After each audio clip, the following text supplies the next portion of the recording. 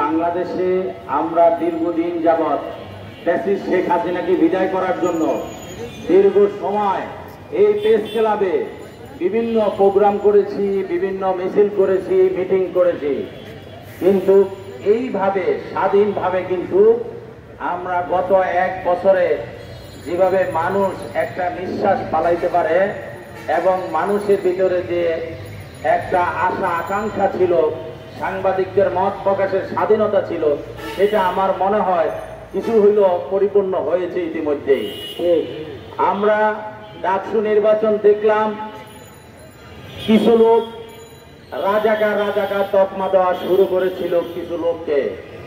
আমি আপনাদেরকে বলতে চাই, রাজাকার রাজাকার বলার দিন শেষ, এখন স্বাধীন বাংলাদেশ।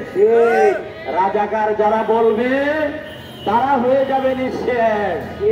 রাজাকার যদি কেউ কারো করে বলে সে কি এই বাংলাদেশে থাকতে পারবে?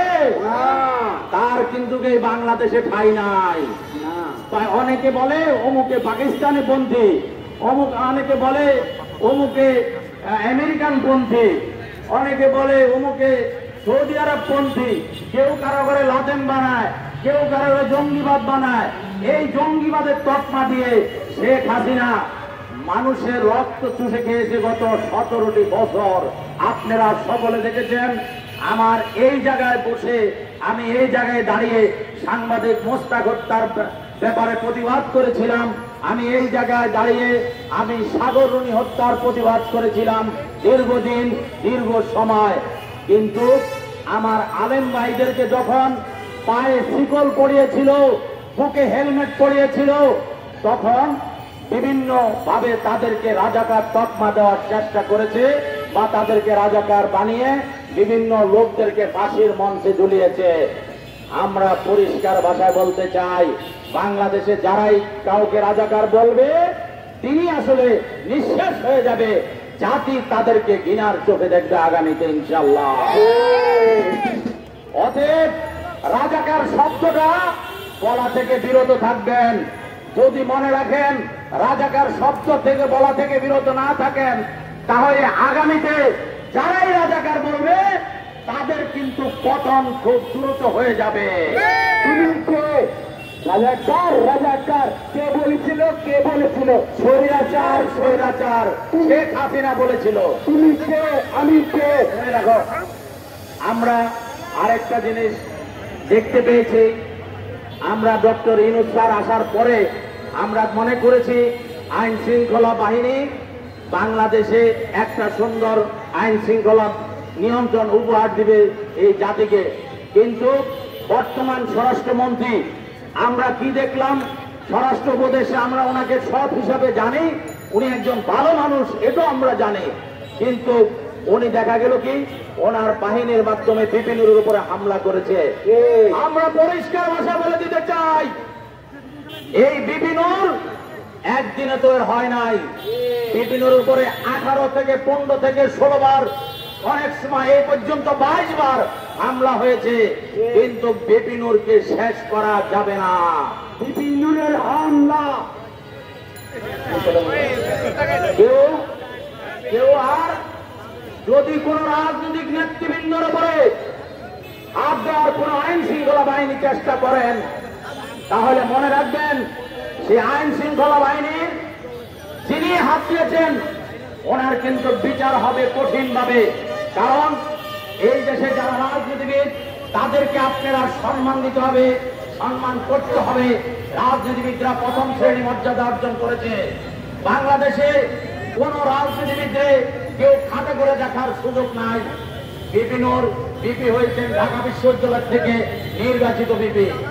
আর বর্তমান আমরা জামাতের এই ছাত্র শিবিরের যারা ইতিমধ্যে যারা ঢাকা বিশ্ববিদ্যালয় বিভিন্ন পদে নির্বাচিত হয়েছেন ছাত্রদের ভোটে, আমাদের ন্যাশনাল ডেমোক্রেটিক পার্টির এই প্রতিষ্ঠাতা উপলক্ষে এবং প্রতিষ্ঠানের দিন আমরা তাদেরকে ধন্যবাদ এবং তাদেরকে শুভেচ্ছা জানাই। কারণ ঢাকা বিশ্ববিদ্যালয় প্রমাণ করতে পেরেছে যে বাংলাদেশের মাটিতে ডাকসুর নির্বাচন নিরপেক্ষভাবে হতে পারে।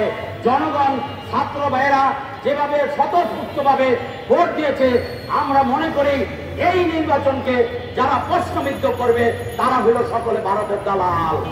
ভারতের দালাল ছাড়া কেউ কি প্রশ্নবিদ্ধ করতে পারে? অতএব ভারতের দালাল থেকে আমরা আপনারা সকলে ঐক্যবদ্ধভাবে সাবধান হয়ে থাকবো। আমরা ইতিমধ্যে দেখতে পেয়েছি বিভিন্ন জায়গায় রাস্তাঘাটে চাঁদাবাজি হচ্ছে, সন্ত্রাসী হচ্ছে এবং মানুষের জীবন জানমাল অনিরাপদ হয়ে পড়েছে। আমি বর্তমান স্বরাষ্ট্র উপদেষ্টাকে বলবো, আপনি অবিলম্বে এই মানুষের জানমালের জীবনের নিরাপত্তার দায়িত্ব আপনি নিয়েছেন। আপনি যদি এখান থেকে ব্যর্থ হন তাহলে অবিলম্বে আপনাকে পদত্যাগ করতে হবে।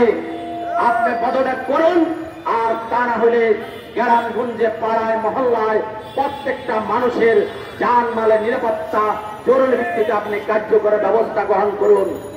আমরা বাংলাদেশে কোনো চাঁদাবাজ দেখতে চাই না, আমরা কোনো সন্ত্রাসী দেখতে চাই না। এই শেখ হাসিনা ভোট চুরি করে 15 বছর মানুষের নীতি নৈতিকতাকে মাটির তলে চাপা দিয়ে গেছে। এখন অনেক মানুষই বলে এখন পর্যন্ত মন্ত্রণালয় থেকে শুরু করে বিভিন্ন জায়গায় মানুষ নাকি টাকা ছাড়া কোনো কাজ করতে পারে না। আমরা পরিষ্কার ভাষায় বলে দিতে চাই, আমাদের সাংবাদিক ভাইয়েরা ইতিমধ্যে ঐক্যবদ্ধ আছেন, যারাই ঘুষ খাবেন এবং যারা ঘুষ গ্রহণ করবেন তাদের বিরুদ্ধে কিন্তু ইনশাল্লাহ আগামীতে ন্যাশনাল ডেমোক্রেটিক পার্টির তরফ থেকে অভিযান শুরু হবে। ইনশাল্লাহ যেখানে ঘুষ করতে পারে সেখানে হবে। সংগ্রামী ভাই বোনেরা, আমাদের ন্যাশনাল ডেমোক্রেটিক পার্টির আনোয়ার জাহিদ হল প্রতিষ্ঠাতা চেয়ারম্যান ছিলেন। উনি সাবেক তথ্যমন্ত্রী ছিলেন, যার বিরুদ্ধে একটা দুর্নীতির মামলা কেউ দিতে পারে নাই। ঠিক তেমনি আলী হাসান মুজাহিদের বিরুদ্ধে একটা দুর্নীতি মামলা দিতে পারে নাই। জামাতের সহকারী সেক্রেটারি জেনারেল ছিলেন, জামাতের আমির ছিলেন মতিউর রহমান নিজামী, যার বিরুদ্ধে একটাও কোন দুর্নীতির মামলা দিতে পারে নাই ফ্যাসিস্ট শেখ হাসিনার সরকারের আমলে। ঠিক আমরা দেখেছিলাম বিএনপি এত বড় একটা রাজনৈতিক দল, তারা নিজেদেরকে বলে, তারা নিজেদেরকে মনে করে, কিন্তু আমরা দেখেছি 2018 সালে বেগম খালেদা জিয়াকে যেইভাবে বিএনপির লোকেরা তাকে কোর্টে আগায় দিয়ে আসে, বেগম খালেদা জিয়াকে জেলে পড়ে একটা মিথ্যা ষড়যন্ত্র মামলায়, সেটা এখন প্রমাণিত হয়েছে যে শেখ হাসিনা ফ্যাসিস্ট একটা মিথ্যা মামলায় বেগম খালেদা জিয়াকে সাজা দিয়েছিল। কিন্তু বিএনপি তখন আন্দোলন করতে ব্যর্থ হয়েছে তাদের বিরুদ্ধে সন্ত্রাসী এবং চাঁদাবাজদের দূরত্বের কারণে। আমরা বলে দিব পরিষ্কার, কোন চাঁদাবাজকে তারেক রহমান সাপোর্ট দিবে না এবং দেয় না, এটা আমার দৃঢ় বিশ্বাস। আমি যেটা জানি এবং বুঝি, যারা বিএনপির নাম বলে চাঁদাবাজি করবে, যারা জামাতের নাম বলে চাঁদাবাজি করবে, যারা ন্যাশনাল ডেমোক্রেটিক পার্টির নাম বলে চাঁদাবাজি করবে, জনগণ তাদেরকে ঐক্যবদ্ধভাবে ধরে আইন শৃঙ্খলা বাহিনীর কাছে হস্তান্তর করবে, এটা আমার বিশ্বাস। আপনি নাকি রাজি আছেন? আমরা কোন চাঁদাবাজ এই দেশে দেখতে চাই না। আমরা ইতিমধ্যে জানতে পেরেছি বিভিন্ন গ্রামগঞ্জে ইয়াবার সয়লাভ হয়ে গেছে।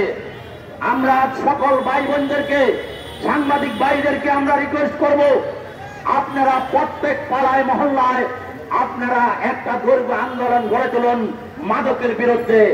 যেই ঘরে একজন মাদক সেবী থাকে সেই ঘরে পুরা পরিবারটা ধ্বংস করে শেষ করে দেয়। অতএব কোন মাদক সেবী বা মাদক কারবারিকে যেখানে পাবেন তাকে পাকড়া করে তাকে আইন শৃঙ্খলা বাহিনীর কাছে হস্তান্তর করবেন।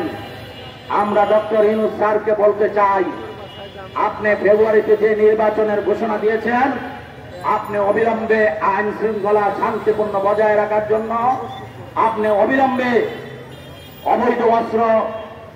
অবৈধ অস্ত্রধারীদেরকে অভিযান করুন, যাতে তাদেরকে ধরে অস্ত্র উদ্ধার করার ব্যবস্থা করুন।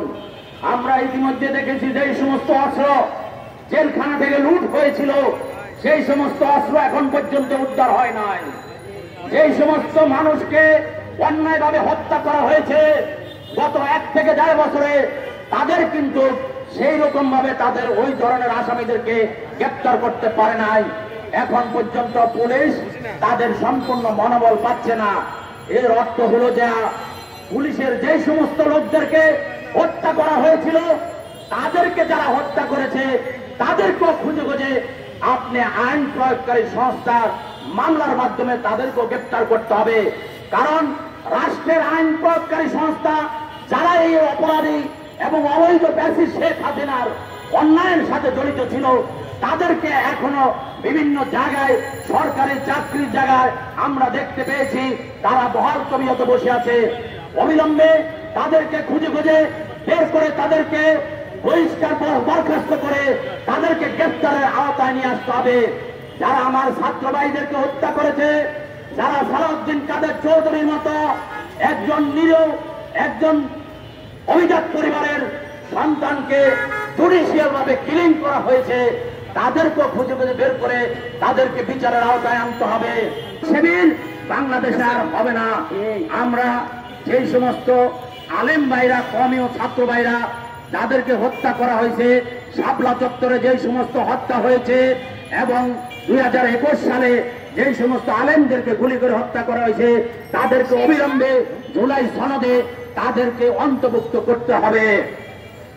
তা না হইলে মনে রাখবেন, জুলাই সনদ বাস্তবায়ন না হওয়া পর্যন্ত এদেশে কোনো নির্বাচন কিন্তু আপনি করতে পারবেন না।